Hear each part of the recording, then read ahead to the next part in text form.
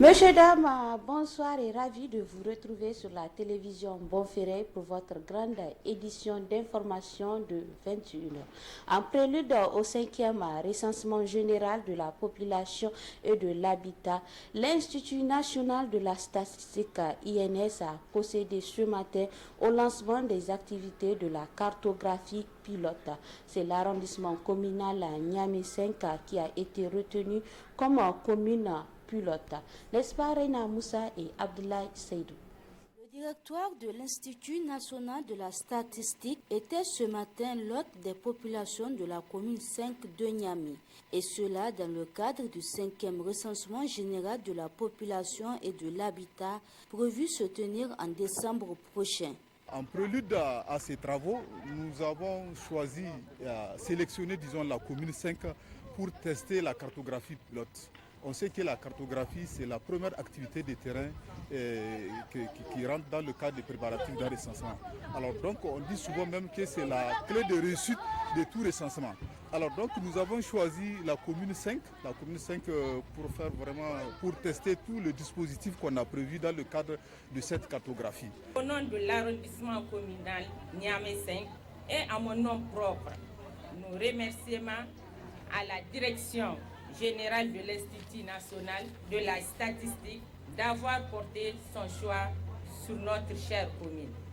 Vu l'enjeu du recensement général de la population et de l'habitat, j'exhorte une fois de plus chacun de vous à s'impliquer personnellement et activement afin qu'ensemble, unissons nos efforts, nous puissions faire de cette opération une réussite.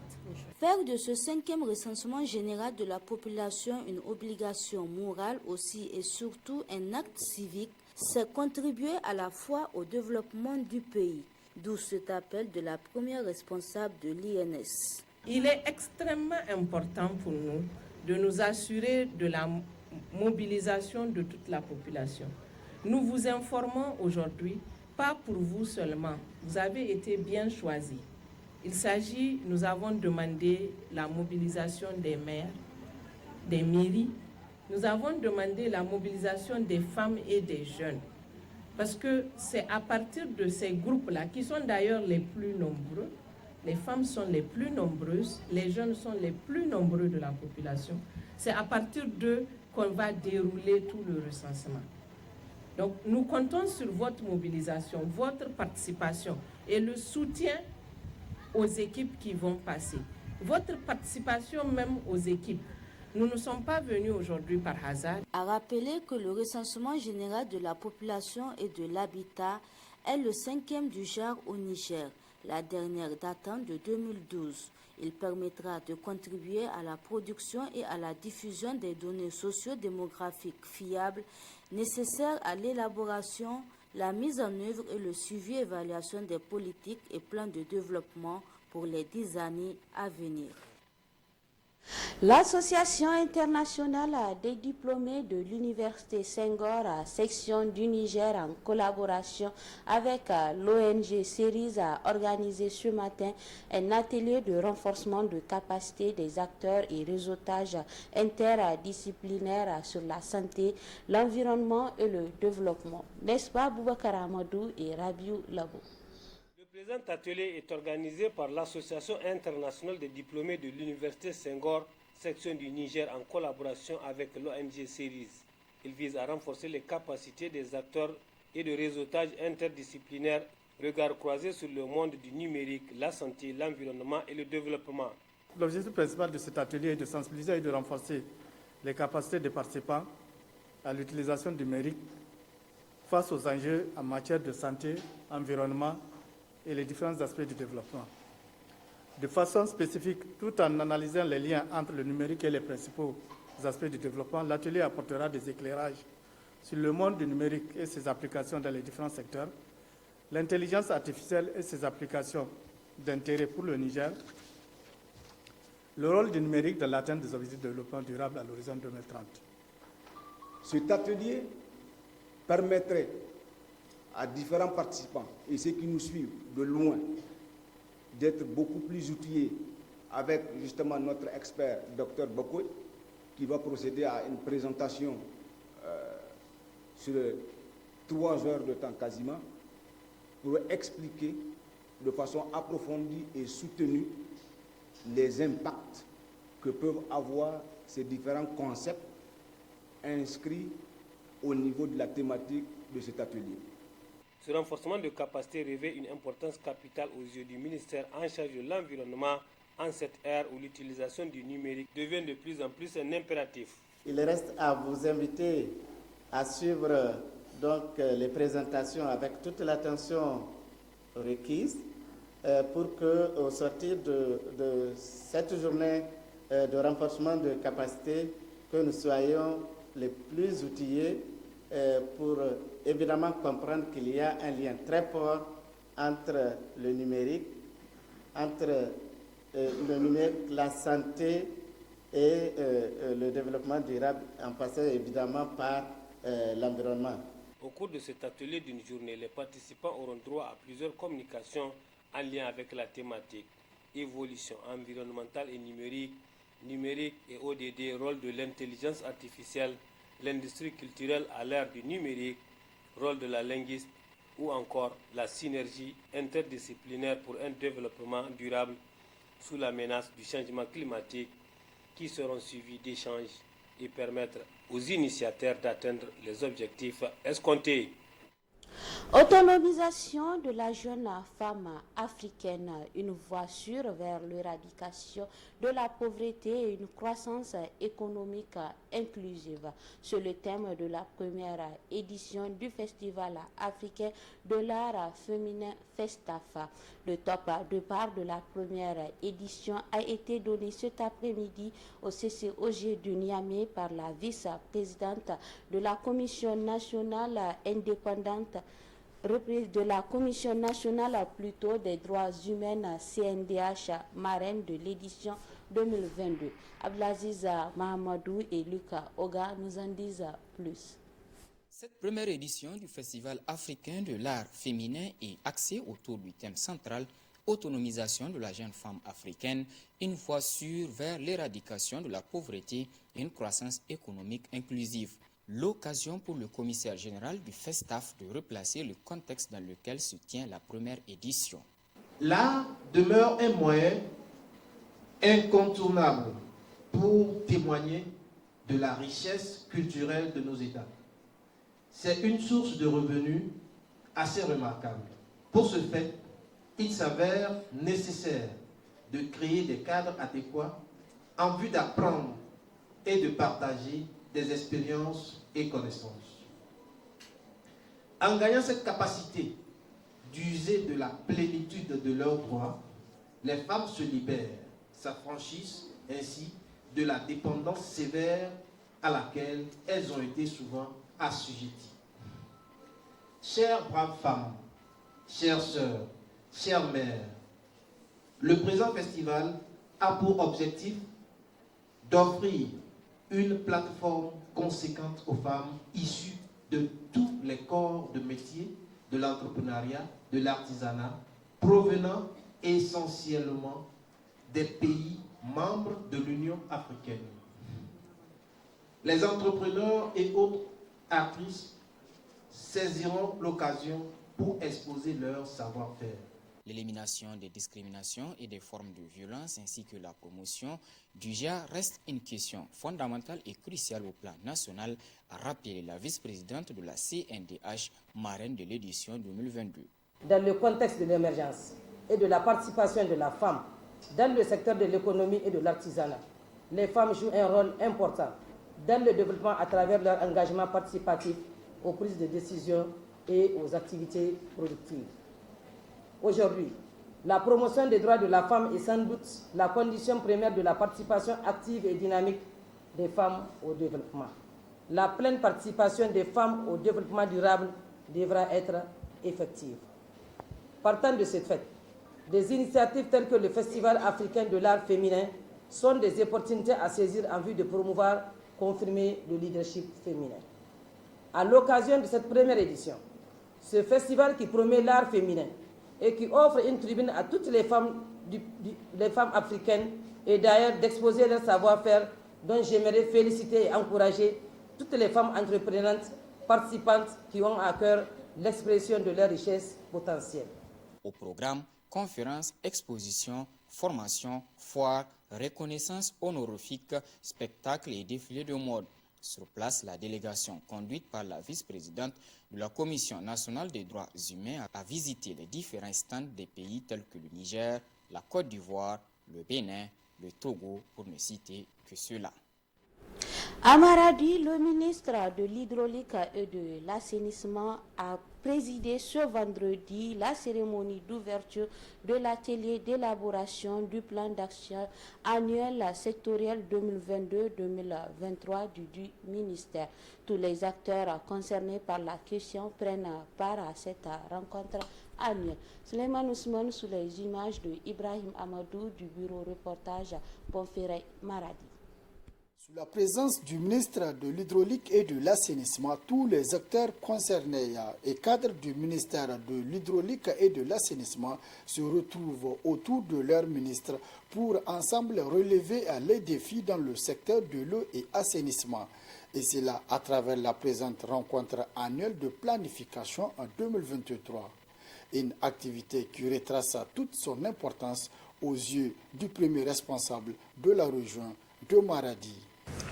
La tenue de cette assise traduit la volonté politique des autorités de la 7e République, au premier rang desquelles son Excellence Mohamed Bazoum, président de la République, chef de l'État, pour ses efforts inlassables à la recherche des solutions durables au problème de l'approvisionnement en eau potable des populations nigériennes en général et celle de la région de Maradi en particulier. L'idée de cette rencontre élargie aux acteurs a été longuement expliquée par le ministre en charge de l'hydraulique et de l'assainissement. Nous avons voulu organiser rapidement cette réunion dans un format un peu plus élargi, puisque l'objectif au-delà du cadre du ministère de l'hydraulique et de l'assainissement, mais c'est d'associer l'ensemble des partenaires avec qui nous menons la politique d'eau et d'assainissement au Niger. Donc c'est un format élargi et mieux, de ce format élargi aussi, on a couplé notre objectif de mettre un système de collecte de données au niveau de nos différentes infrastructures hydrauliques. Comme vous le savez, aujourd'hui rares sont les collectivités territoriales ou nous-mêmes qui peuvent donner avec précision les chiffres des ouvrages qui ont été réalisés sur l'ensemble du territoire.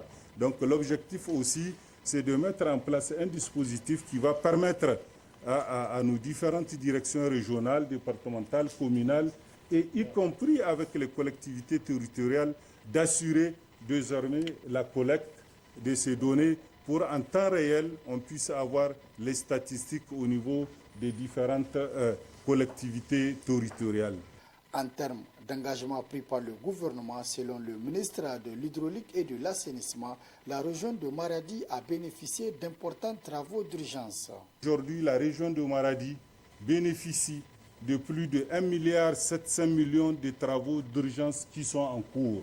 Donc ça, c'est important de le notifier aux besoins. La direction régionale peut donner la situation commune par commune, localité par localité, où ces ouvrages sont en train d'être réalisés. Deuxième engagement que nous avions pris, la ville de Maradi dispose de 21 forages.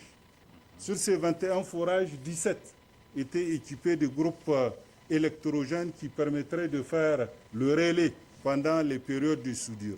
À la date d'aujourd'hui, il faut porter haut et fort ce message dans le cadre de ce programme d'urgence du président de la République. L'ensemble des 21 forages de la ville de Maradi sont équipés en groupe électrogène. Donc, la difficulté que nous avions connue l'année dernière, elle doit pouvoir s'amoindrir. Cadre de consultation et de planification entre tous les acteurs concernés par la question de l'eau et l'assainissement, cette rencontre est couplée au renforcement des capacités des correspondants informatiques du ministère en charge de l'hydraulique et de l'assainissement. Elle permettra enfin de donner un nouveau élan aux engagements des partenaires et acteurs dans le domaine de l'eau et assainissement. À Maradi, toujours la caravane de sensibilisation et de formation à l'endroit de la population et des élus locaux du programme Conseil communautaire au Niger PCCN se poursuit activement dans la région.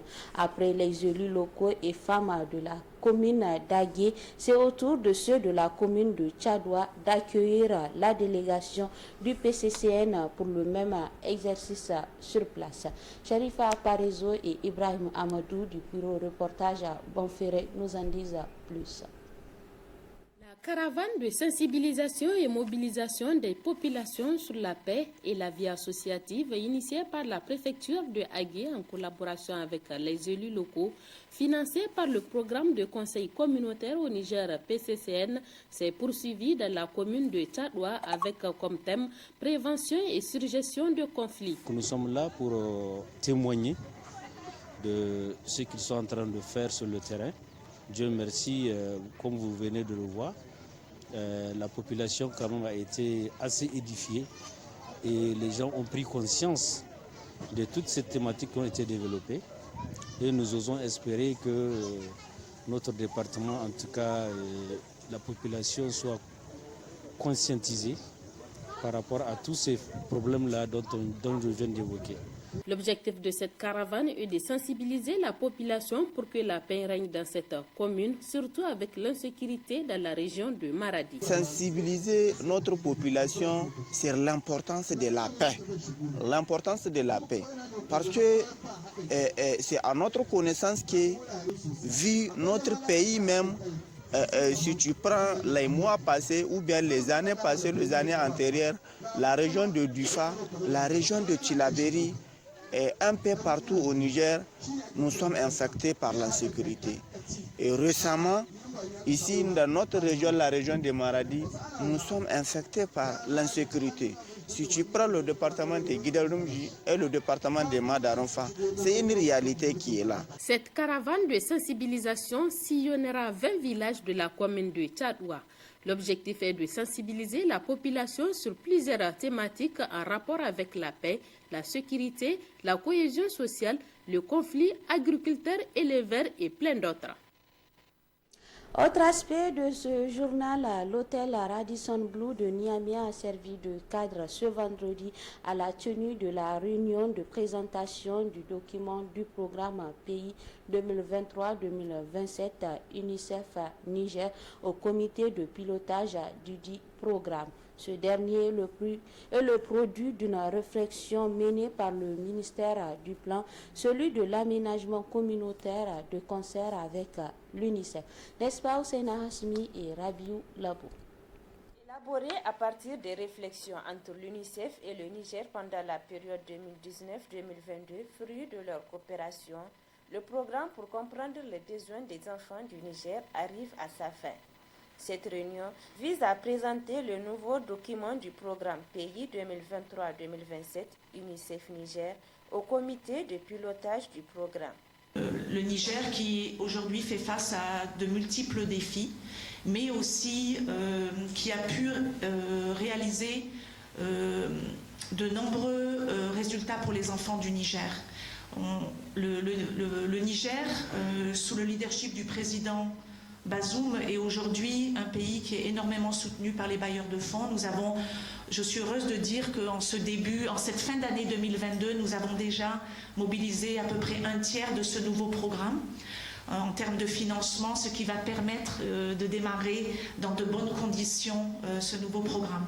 Plusieurs résultats ont été obtenus grâce à la mise en œuvre de ce programme sous le leadership du secrétaire général du ministère du Plan et de l'Aménagement communautaire et ses membres. C'est le lieu de se féliciter et d'annoncer la phase d'appropriation des préoccupations prises en compte. Conformément à la philosophie du programme de coopération Niger-UNICEF, c'est un programme de coopération. Il y a l'aspect appropriation qui est très important. Déjà au cours du processus, les gens ont beaucoup contribué. On a tenu compte des spécificités régionales des différents acteurs. Je rappelle encore les interventions des jeunes, les interventions des personnes vivant avec handicap. Donc toutes ces préoccupations-là ont été prises en compte et capitalisées dans le programme. Après cette réunion, nous envisageons d'aller donc vers les ministres, qui doivent eux aussi s'approprier.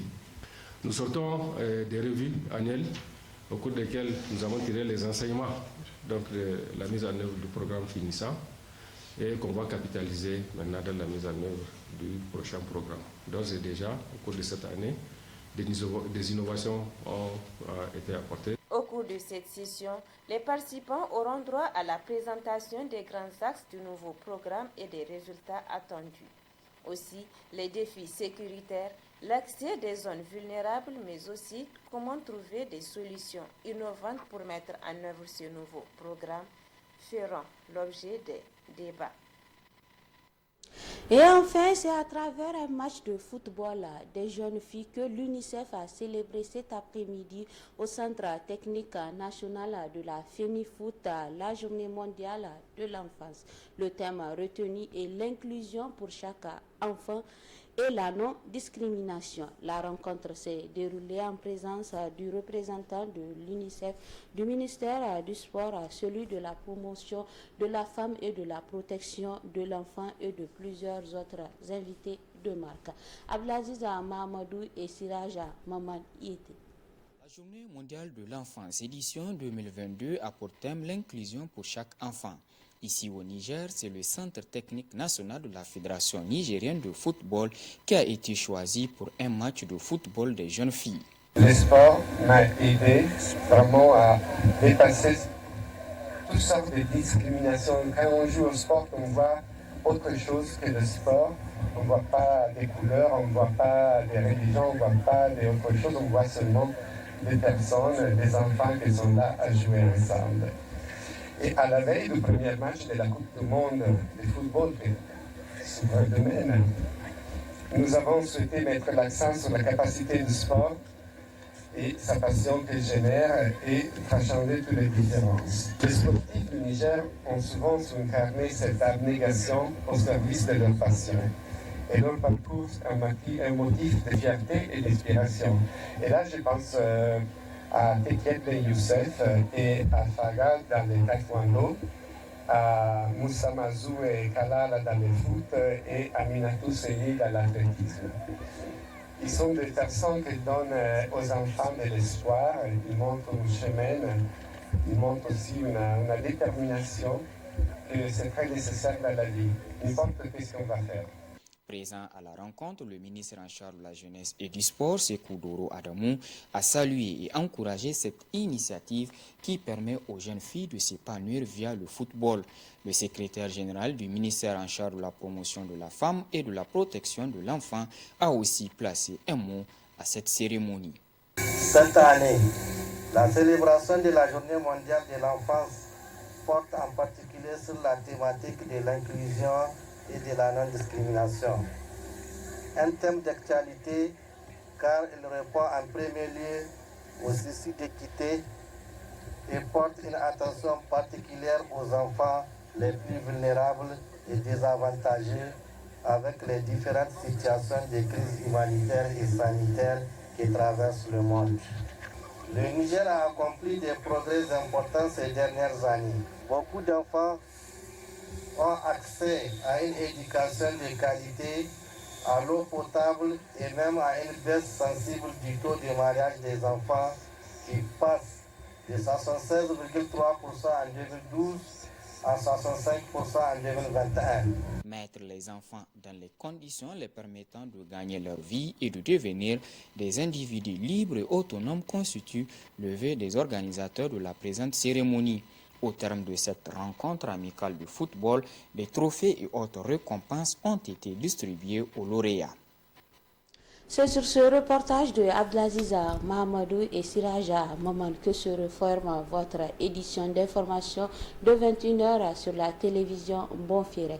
Merci pour votre fidélité. À la prochaine, Inch'Allah.